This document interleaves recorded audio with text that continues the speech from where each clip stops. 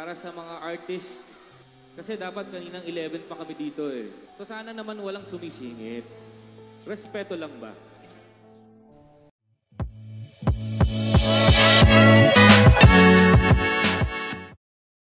Usap-usapan ngayon sa social media ang di umunay insidente sa pagitan ng kapamilya actress na si Francine Diaz at bandang Orange and Lemon.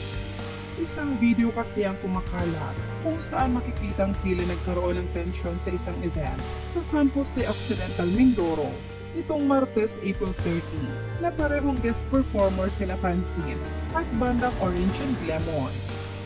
Sa video kasi na ina-upload ng ilang netizens sa X or dating Twitter, ay makikitang bigla na lang pinatigil ng post ang Orange and Lemons sa kalagitnaan ng kanilang performance para ipakilala si Francine. Ayon rito, babati lamang ang aktres sa mga dumalo sa naturang event.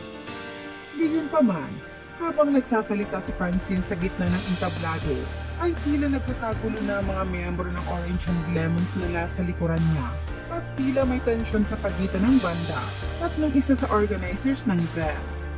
Maliban dito, ang dapat na pagbati lang sana ng aktres ay nagtuloy sa pag-awit nito, ngunit bago pa siya magsimula ay maririnig na malakas na tumugtog ang gitara.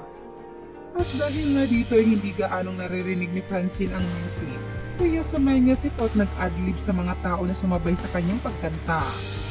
Samantala, may isa pang video na makikitang habang kumakanta ang kapamilya actress ay nag-aayos na ng gamit ang Orange and Lemons at tila nag-walk out raw ayon sa ilang netizens.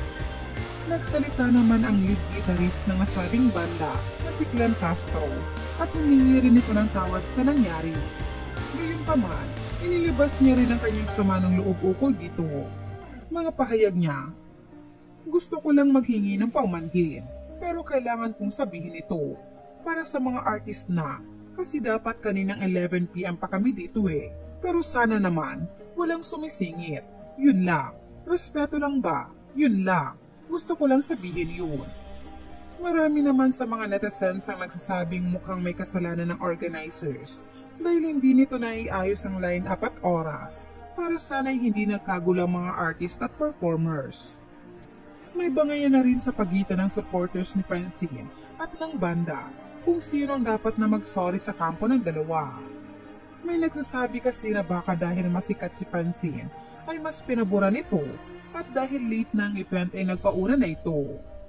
Gayunpaman, ayon din sa ilan, sana raw ay hindi sisihin ng naturang banda ang aktres dahil tinawag lang naman umano ito para mag-perform at hindi nito kasalanan kung may pagkakamali ang organizer ng naturang event.